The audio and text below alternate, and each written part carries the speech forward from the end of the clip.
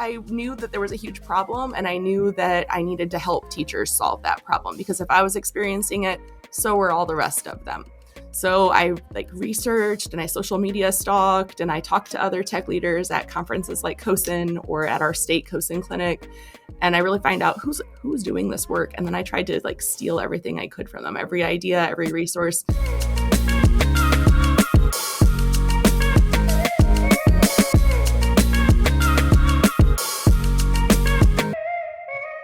Welcome, everybody, back to another exciting edition of the Undisrupted Podcast. Adam, we just saw each other in person, and now we're remote. We actually saw our guest, who we're going to invite up here in a second, in person, but now we're going to do this remote. We got everything. Technology. Yeah. We're still old school in our new schooledness. But our opening debate today is one that I've had over the years with many schools that I've worked with, but also in my previous district. Pilot versus gradual rollout. So sometimes you have new technology and you want to test it out, new software, new something.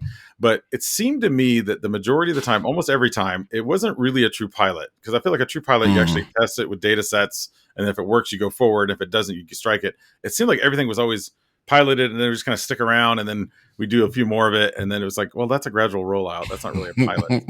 What say you? Well, to your point, we don't do a pilot the way you're supposed to do a pilot of anything. I think it's one of those terms that we use a lot in education. You throw it in that same bucket with differentiation, with meeting learners where they are. All these things we throw out at times. In my experience, most districts fail to do that piece where it goes to evaluating the pilot or even a gradual rollout evaluation. Normally, the decision's made. You're just trying to work out how it's going to work, whether or not you need to open up a port, whether or not you need to have something change in your infrastructure to make it work. But in my experience, I haven't seen a difference between the two, but it should be. Yeah. Personally, I'm a bigger fan of a pilot for certain programs. I guess it kind of depends on the program that you're or product for a pilot. But with a pilot, it gives you that chance to work through it, get some feedback, and then go back and try to scale it to all your teachers or students in your district. What about you? Yeah, I think we did something called POC. Not what you're thinking, Adam. A proof of concept.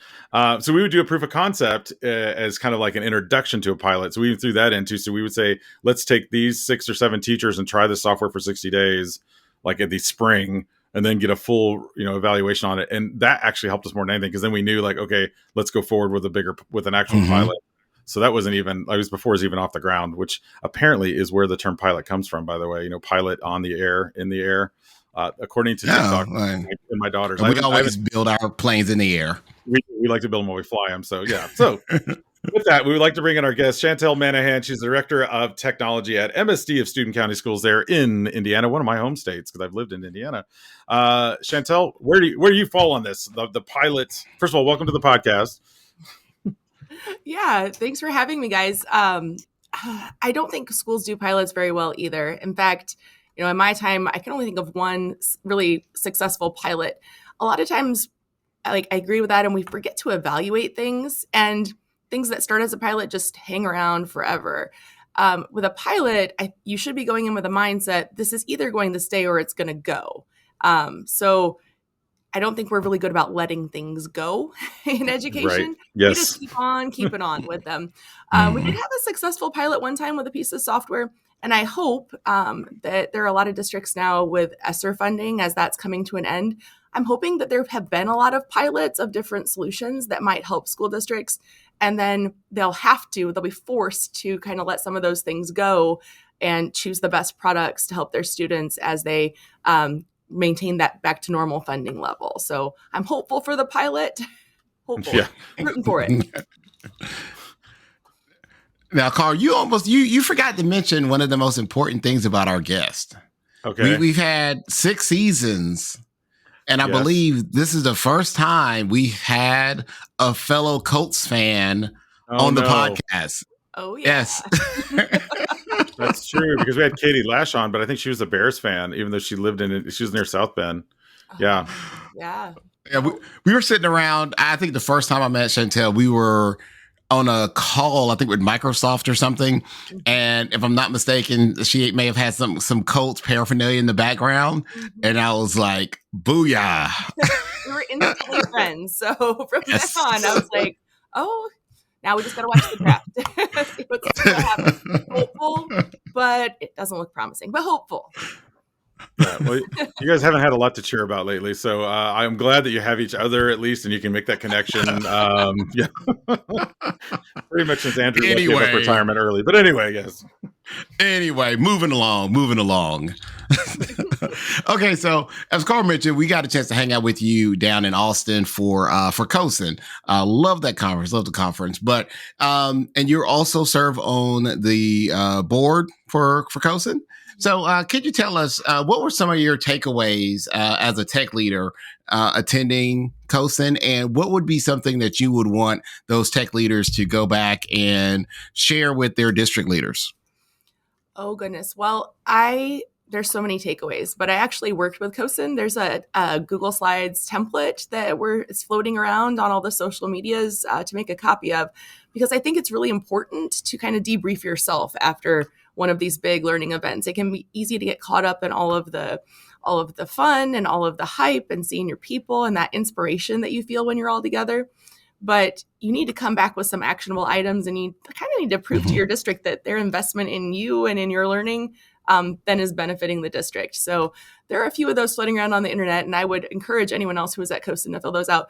But one of my key takeaways, I mean, you can't get away from it. It's the AI and its impact that it's going to have on education.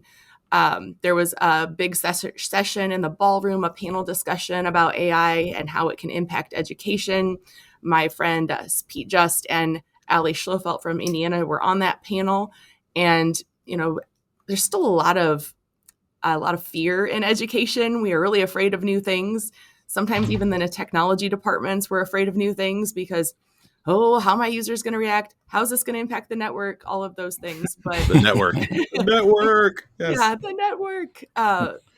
So I mean, there's even talk amongst technology directors about whether you should block it or unblock it. So it's here to stay. I think it's only a matter of, in the next year, we'll see it baked into all those curriculum tools that we start buying for our districts. And we really need to make sure that we're harnessing its power and teaching teachers and students how to use it appropriately. It's not going to replace us, but it can make us more efficient. And I really loved how one of the keynote speakers talked about the time that it can give teachers back to actually work with students instead of focusing on some of those more mundane tasks and paperwork type tasks that they have to do. So that was huge for me. Another big takeaway, of course, cybersecurity. It's all the buzz there. For the last several years, cyber insurance is increasing, coverage is decreasing, more and more targeted attacks against schools. You keep seeing the news about school districts being shut down for days. Well, some of our community partners got together and funded some research. There's a new cybersecurity framework for education based on the NIST standards that just got pushed out right before CoSN started, and then really highlighted at the conference, and a chance for us as practitioners to gain a certification and actually be able to help other school districts, help our peers evaluate their cybersecurity posture against that rubric. So I think that is an awesome thing that everyone who was there should be taking back to their district. And if the person who's there isn't that cybersecurity expert, making sure that the person or people on their team get access to that tool, the free training, and the free certification through the end of the month. So that was huge as well. That's so awesome having those pieces there, because when you think about your role as a technology leader, whether you go by the title of technology director, CTO, CIO, you have to be responsible for that whole cybersecurity piece. And we all know districts vary in size, they vary in staffing. And so you may not have a dedicated person. So one thing I love about a CoSN type conference, you're able to get there with leaders, organizations that are talking the talk and walking the walk, and being able to exchange ideas with people like yourself that are in the trenches and that are doing the good work to secure data and to keep the network. Doing the quotes, because the network is this entity. It's like the cloud, Where is it? I don't know. It's the network. We got to keep the network running. Well, and I think I will say that I followed your. I appreciate you tweeting a lot too, because I only was able to attend for just a little while, even though it was in my hometown. And so I actually went and looked and found a few of the things you posted. A lot of the very prolific on the Twitters, as it were. So I appreciate that for those of us that couldn't be there the full time. So lots of great, and we'll plug your Twitter stream here in just a second. Actually, I love the Twitter handle too, at Lead Laugh Learn. So I will plug it right now. But yeah, I just found those cybersecurity resources actually, and so we're going to make sure we post those in our description notes. One of the things I noticed though was that someone had actually tagged you because you got recognized nationally. I think it was Project Unicorn for your implementation of a data interoperability in your district. So tell us, the listeners, a little bit what that was about and what were maybe some hurdles you had to overcome with it. Oh, goodness. Well, I was a classroom teacher and I didn't even have the word interoperability in my vocabulary, but I knew there was a problem, right? I'm a classroom teacher. I'm hand rostering 185 students for every ed tech tool that I want them to use. I mean, in the days before sign in with Google, I'm keeping track of those tools and then trying to get actionable data back. You know, I always taught English 10 when I taught English, and that's a high stakes testing, right? State testing. And I remember turning to my principal and saying, we have years of high stakes testing data on these students that are in my classroom. And I'm spending the first quarter of the year trying to figure out how best to help them. There's got to be a better way than this. So he told me I could go pull all their perm files and I could make a copy of their Oh, lovely. testing. I was like, oh, this is, so I did. And I always joke that that's when they said I made my own spreadsheet of all kind of where they stood and started trying to group students and chunk lessons based on how best to help them.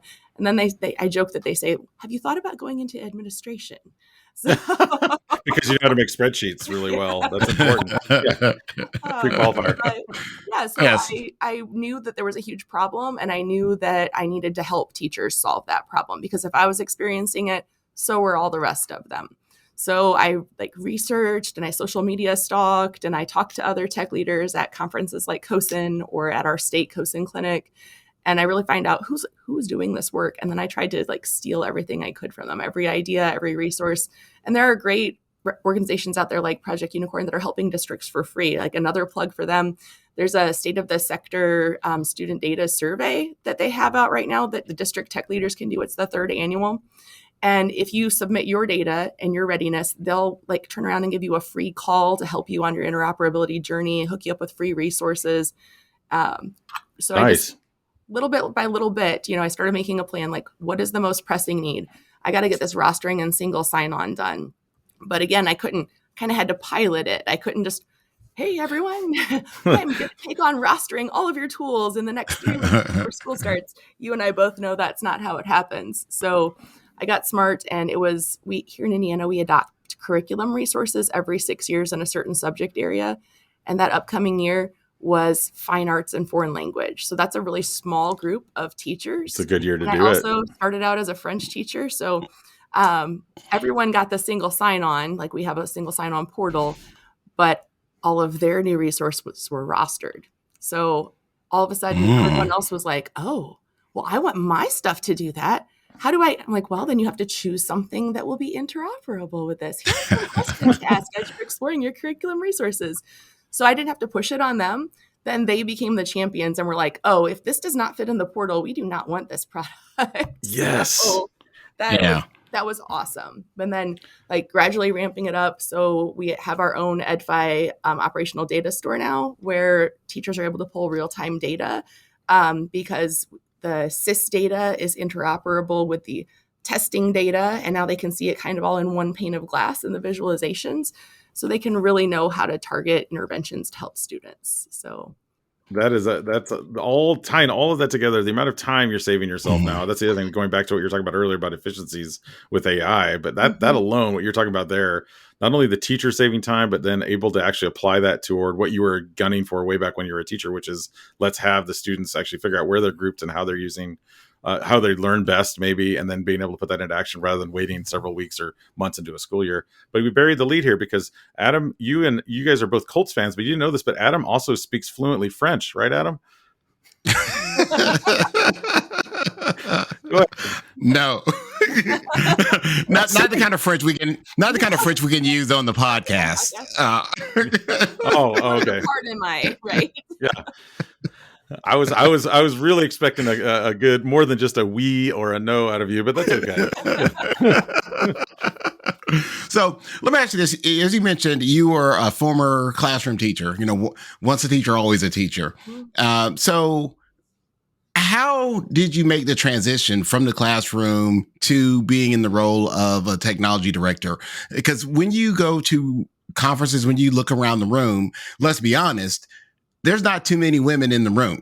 We're gradually starting to get more and more faces that look like the people that work for us, that work in our districts, who our parents, our students. We're starting to get more diverse, but it's not always the case. So how did you make that transition from the classroom to technology? Well, honestly, I think part of it is just I was in the right place at the right time. I work in a small, pretty rural district here in the northeast corner of Indiana. And I kind of had become the go-to technology training person. I had been doing a lot of training in my building. I'd been presenting at some state level conferences. I also finished my administrator's license, and it was in the middle of the school year, and our technology director left, and they were looking for someone. And actually, my superintendent kind of was like, he had his eye on me. He kind of had this like farm team kind of who's the next person kind of mentality. And actually, he came to my classroom, and I was like freaking out, right? The superintendent does not come to people's classrooms. I was Unless you're in trouble. I do. Yeah. You're the spreadsheet woman. You're the woman with the spreadsheets. Right. I heard about you.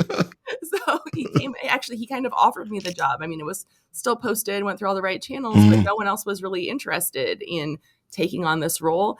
And I didn't really know exactly what I was getting myself into. I'm really fortunate that I live in Indiana, which is an awesome state to be a technology director or a CTO. We have a strong network, but I signed myself up for our state mentoring program. We call it the CTO to be, and got a mentor. And like, I have a really great connection here in the Northeast corner, other really great tech directors.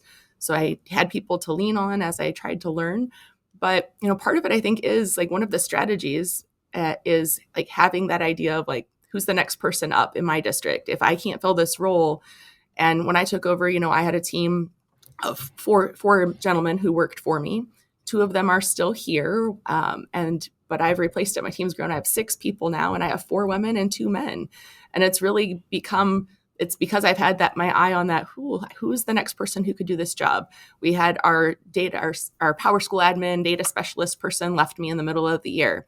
So I posted that job, but I was looking around the district going, we have a secretary at the middle school who knows the front-facing side of the administrative portion of Power School inside and out. She has 2 bachelor's degrees, and she's sitting there as a secretary at the middle school.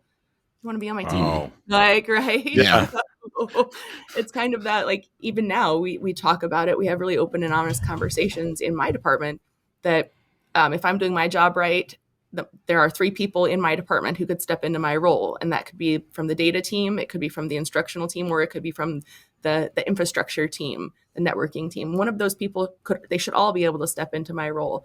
But if one of them leaves, I should be able to look out in the district and see someone that I should be able to train up and who would be a good fit with our team. So essential to have that in place because, I just left my district, similar story. And I know Carl, a couple of years ago, and you left, same kind of concept, making sure that you are training up people, having your eye on.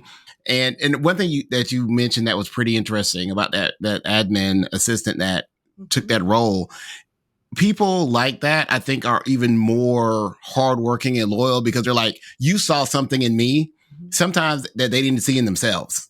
Yeah. And they're like, you put your trust in me, so I'm going to go all out to make sure that I'm doing the best I can for you in the role that I'm at. So kudos to you for doing that.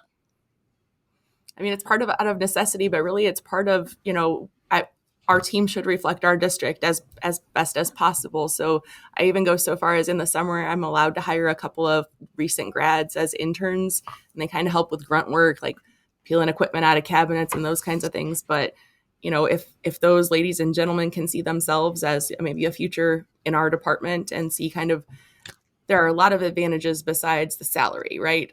Any of my people could go to the private sector and make more money. Sure. But we offer them, there's a little bit more flexibility in the schedule most days. And there's a mission to what we do as well, right? There's we are helping students and trying to make sure that they make that connection to what they're doing is helping teaching and learning.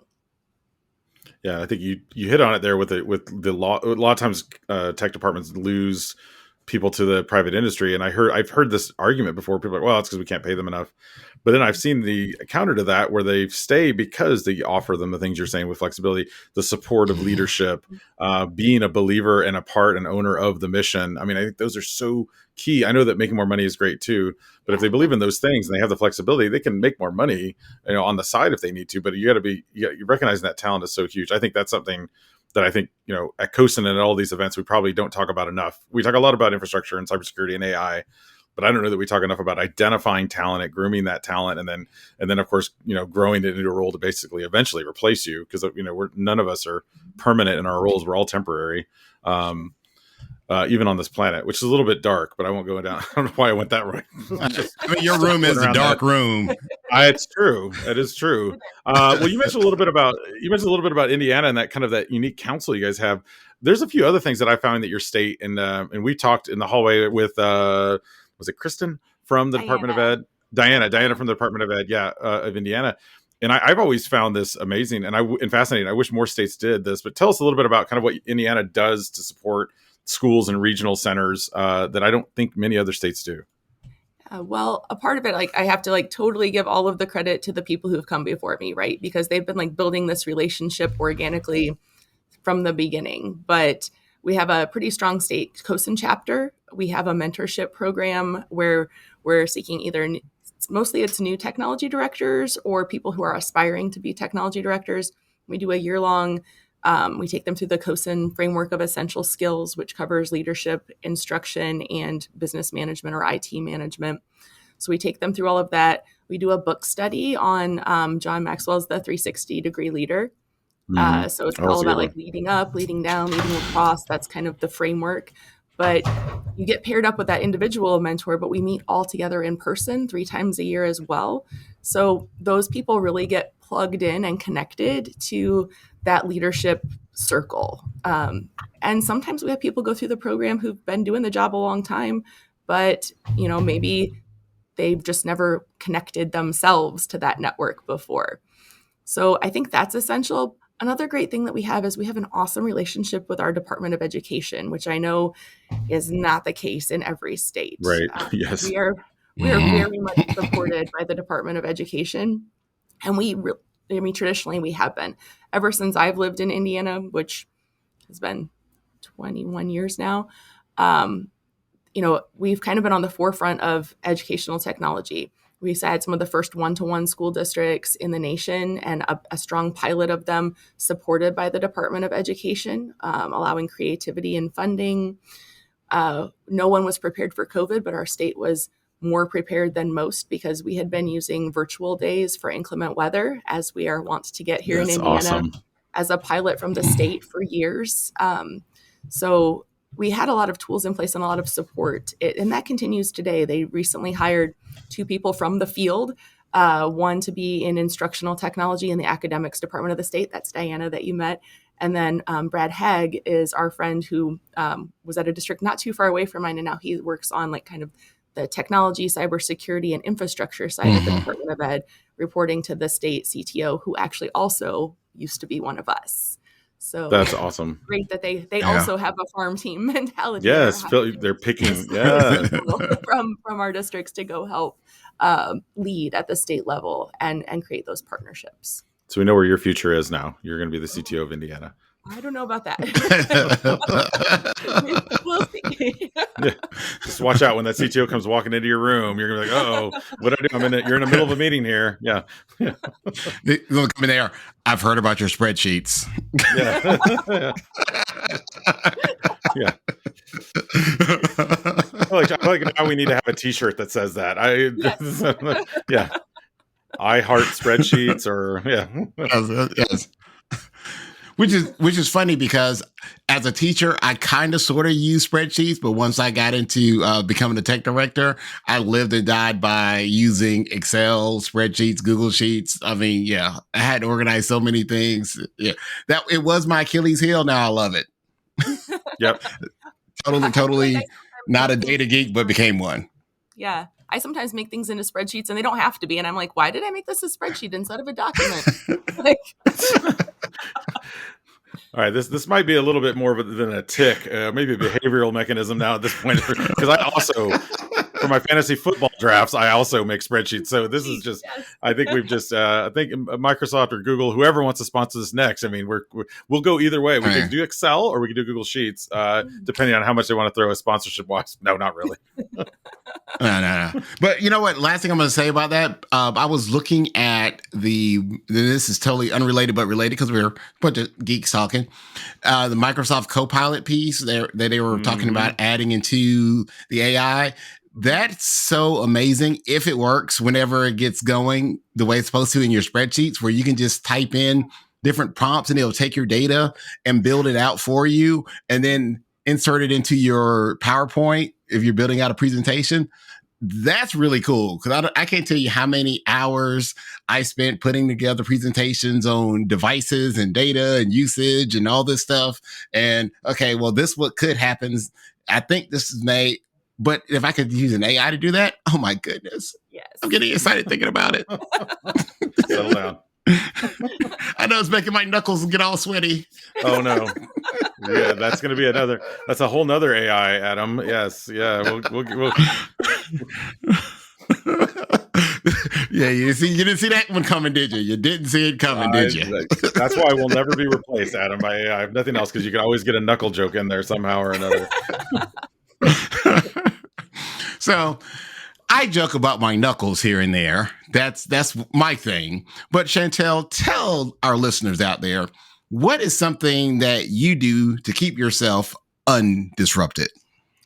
Oh, well, two things that I try to do to keep myself centered, namaste, is I work out every morning. Like I even worked out every morning of the CoSN conference. Like you found me in the gym every morning. And part of that is because my other thing that I like to do is I love to cook. I love to cook any kind of food, like any kind of cuisine. I like to bake. I like to deep fry stuff. And, those two things like have to go hand in hand or you get yourself in big trouble. Balance. Like too much of the cooking habit and not enough of the workout habit. Or like the other way can be too, like, I have no energy because I have not cooked enough and I have done all of the workouts. So those are my two big things. And then just having a great network of support. So, sometimes you need to like shut the door and yell a little bit and your team's okay. You have the kind of relationship where everyone feels like they can do that. Then we're all better together. That's true. And putting on that facade sometimes and having to wear that all the time around your own staff and I think that wears on you. So if you can actually have a moment where like they know you, they know who you are, they know that we're all human beings making mistakes that we make or learning from things that we've made mistakes on in the past. I think that's such a big part of it. So having that team to support you, that is great. I love that about my team too. And I know Adam's team, very similar. They knew he was always keeping it real. In fact, a lot of times I remember they would kind of give a shocked look when Adam would come in and say something and they'd be like, really? You said he just told us that? But I mean, it's very personal. I think that's a big part of a true leader too, is like giving something good to yourself. Yeah. And that's why I'm not there anymore, but no.